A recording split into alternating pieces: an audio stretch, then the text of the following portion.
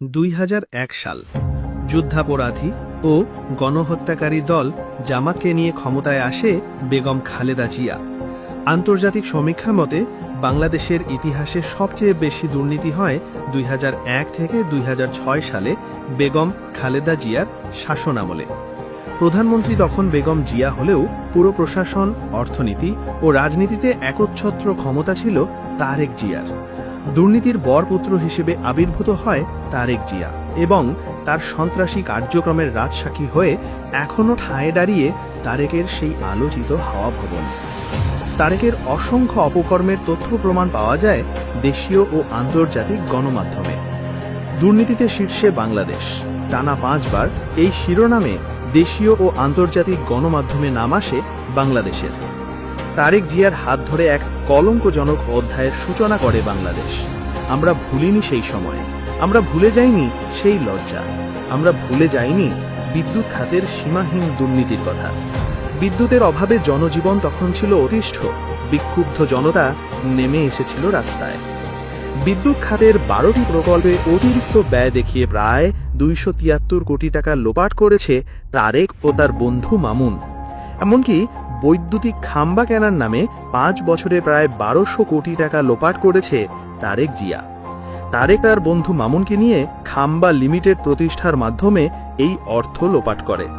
টঙ্গীর বিসিক শিল্প এলাকায় একটি 80 মেগাওয়াট বিদ্যুৎ কেন্দ্র স্থাপনের কার্যক্রম পরিচালনা করে নির্মাণ কনস্ট্রাকশন কোম্পানির কাছ থেকে তারেক রহমান ও গিয়াস উদ্দিন আল মামুন প্রায় 21 কোটি টাকা সিঙ্গাপুরে পাচার করেন। পরবর্তীতে 2008 সালের পর সেই টাকা ফিরিয়ে আনে বাংলাদেশ সরকার। গ্যাটকো দুর্নীতি মামলার কথা সবার জানা। এতে শুধু তারেক জিয়া নন, বরং খালেদা জিয়া, কোকো সহ পুরো পরিবার এই দুর্নীতির সঙ্গে জড়িয়ে পড়ে। গ্যাটকোকে কাজ পাইয়ে দিতে ঘুষ, সিমেন্সকে কাজ পাইয়ে দিতে $3 মিলিয়ন ঘুষ গ্রহণ ছিল তখনকার লিড নিউজ, যা পরবর্তীতে এফবিআইয়ের তদন্তে প্রমাণিতও হয়েছে। 2003 সালের একটি আলোচিত মামলার কথা তুলে ধরছি। 2002 সালে 4 স্ট্রোক ইঞ্জিন চালু হয় বাংলাদেশে। বিশ্ব বাজারের চেয়ে প্রায় দ্বিগুণ দামে আনা হয় এই সিএনজি। এজন্য কমিশন দিতে হতো তারেক জিয়াকেও। বিমান পঙ্গু হবার পেছনেও রয়েছে তারেক জিয়ার হাত।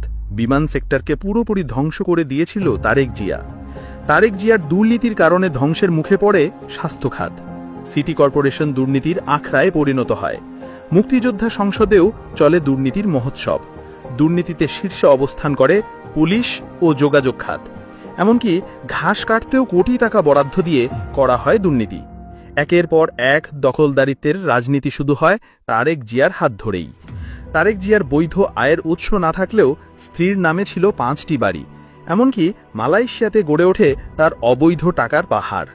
রাজধানীর অদূরে রূপগঞ্জে তারা পৌরসভাতে অবৈধভাবে জমি দখল করে তারেক জিয়া এবং সেখানে গড়ে তোলা হয় বিএনপি পল্লী। কক্সবাজারেও অবৈধভাবে জায়গা দখল করে এই পল্লী গড়ে তোলে তারেক জিয়া। তারেক রহমানের দুর্নীতির আরেক সহযোগী হলেন বগুড়ার লালু। তারেকের প্রশ্রয়ে বগুড়ার চম্পামহল হয়ে ওঠে দুর্নীতি ও সন্ত্রাসের আস্তানা।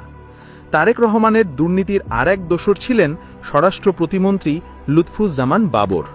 বাবর তারেক জুটির দুর্নীতি এমন পর্যায়ে পৌঁছায় যে খুনিদের ছাড়িয়ে নেওয়ার জন্য কোটি টাকার ঘুষ লেনদেনের ঘটনা ঘটে। বসুন্ধরার সাব্বির হত্যাকাণ্ড তার বড় প্রমাণ। এই হত্যা মামলা ধামাচাপা দিতে 21 কোটি টাকা ঘুষ গ্রহণ করেছিল তারেক ও তৎকালীন স্বরাষ্ট্রমন্ত্রী বাবর। রিমান্ডে লুৎফুজ্জামান বাবরের জবানবন্দির অংশবিশেষ উল্লেখ করা হলো।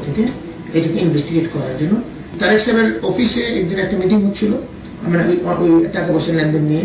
সেই মিটিং এর এক সেখানে সালম, সুফিয়ান, আমি, তারেক সাহেব, মানে এই 4 জনই আমার মনে পড়ে, এই আমরা 4 জনই হয়তো ছিলাম আমরা সেই মিটিং এর মধ্যে। পরবর্তীতে তারেক সাহেব আমাকে বেশ কয়েকবারই বললেন যে বাবর ভাই, এটাকে, এই কেসটাকে একটু আপনার করা যায় কিনা, একটু হালকাভাবে দেখা যায়। বাংলাদেশের একজন ব্যক্তিকে 10% হিসেবে অভিহিত করা হয়, আর তিনি হলেন তারেক জিয়া। 2001 থেকে 2006 সাল পর্যন্ত যে কোনো কাজ পেতে হলে 10% ভাগ দিতে হতো তারেক জিয়াকে, আর তাই তারেক জিয়ার নাম তখন হয়ে যায় 10%। এ ব্যাপারে খোদ বিএনপির নেতারাই বক্তব্য দিয়েছেন প্রকাশ্যে মিডিয়াতে। যুদ্ধাপরাধের দায়ে মৃত্যুদণ্ডপ্রাপ্ত সালাউদ্দিন কাদের চৌধুরীর বক্তব্যেই সেই প্রমাণ পাওয়া যায়। সালাউদ্দিন কাদের চৌধুরীর বক্তব্যের অংশ বিশেষ উল্লেখ করা হলো। ঢাকা শহরে ঘুরলে একটা নাম বলে না যে কি 10% অমুক, এই মহানগরীতে কিন্তু নামের আগেই বিশেষণ যুক্ত হয়ে গেছে। এখন এটা তো আমি বলি নাই, আমি নাম উচ্চারণও করতে চাই না, কিন্তু ওই 10% বললেই বলে দেবে নাম। নাইকো দুর্নীতি, জিয়া অরফানেজ ট্রাস্ট দুর্নীতি, জিয়া চ্যারিটেবল ট্রাস্ট দুর্নীতি সহ প্রায় প্রতিটি দুর্নীতিতেই উঠে এসেছে তারেক জিয়ার নাম। রিমান্ডে জবানবন্দিতে তারেক জিয়ার বন্ধু গিয়াসউদ্দিন আল মামুন সেই সব তথ্য দেন। রিমান্ডে গিয়াসউদ্দিন আল মামুনের স্বীকারোক্তির অংশবিশেষ উল্লেখ করা হলো। Another 50% say you are holding this year. My say Naiko project is comes to your credit. You are taking money from say three projects are coming. Say you are taking money from Mr. Kobi. So if Mr. Kobi give you 1 taka, why not? র্যাবের গাড়ি ক্রয় দুর্নীতি হয়েছিল তারেক জিয়ার হাত ধরেই, তাও জবানবন্দিতে স্বীকার করেছেন লুৎফুজ্জামান বাবর। রিমান্ডে লুৎফুজ্জামান বাবরের জবানবন্দির অংশবিশেষ উল্লেখ করা হলো। সুজুকি ওয়েল নন, বাট ওয়্যারাজ আপনারা যে স্পেসিফিকেশন করেছেন সেখানে শুধু নিশান পেট্রোল ম্যাক্সিমাম এবং র্যাঙ্কস এর মাধ্যমে দেওয়া কিছু গাড়ি এবং হিউন্ডাই গাড়িগুলাই ঢুকতে পেরেছে। What is your fair confession যে এখানে কোনো কাউকে উদ্দেশ্য করে বা কাউকে কোনো সাপোর্ট দেওয়ার জন্য এটা হয়েছে কি না?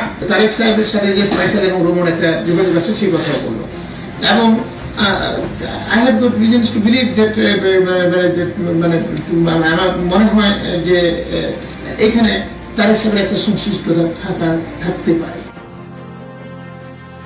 উইকিলিক্সে উঠে আসে তারেক জিয়ার দুর্নীতির ভয়াবহ তথ্য। ঢাকায় মার্কিন দূতাবাস 2008 সালের 3রা নভেম্বর তৎকালীন রাষ্ট্রদূত James F Moriarty Tarique Rahman সম্পর্কে লিখেন, তারেক রহমান অত্যন্ত দুর্ধর্ষ ও ভয়ঙ্কর এবং একটি দুর্নীতিপরায়ণ সরকার ও বাংলাদেশের রাজনৈতিক সহিংসতার প্রতীক। আলোচিত 10 ট্রাকস্ত্র এবং 21শে আগস্টের ভয়াল সেই গ্রেনেড হামলার সাথে সম্পৃক্ততা সহ কি নেই তারেকের ঝুলিতে?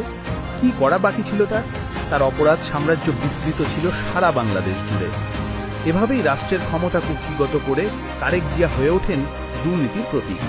বাংলাদেশের দুর্নীতির বরপুত্র হয়ে ওঠা তারেক জিয়া দণ্ডপ্রাপ্ত আসামি হয়ে লন্ডনে পালিয়ে আছেন।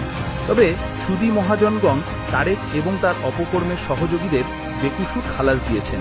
শুধু তাই নয়, এই দুর্নীতির বরপুত্র তারেককে বাংলাদেশের ক্ষমতায় বসাতে লন্ডনে গিয়ে বৈঠক করে এসেছেন এই সুদী মহাজনগণ। তাদের লক্ষ্য উদ্দেশ্য বাংলাদেশকে আবারও অপরাধের সাম্রাজ্যে পরিণত করা। আমরা কি চাই বাংলাদেশকে আবারও 2001 সালে ফিরিয়ে নিতে? আমরা কি চাই বাংলাদেশকে আবারও মাফিয়া চক্রের হাতে তুলে দিতে? না, আমরা চাই না। আমরা আমাদের মাননীয় প্রধানমন্ত্রী জননেত্রী শেখ হাসিনাকে চাই। আমরা এবং আমাদের এই দেশ একমাত্র মাননীয় প্রধানমন্ত্রী শেখ হাসিনার হাতেই নিরাপদ। হ্যাঁ, আমরা মাননীয় প্রধানমন্ত্রী জননেত্রী শেখ হাসিনার সরকারের আমলেই ভালো ছিলাম। জয় বাংলা।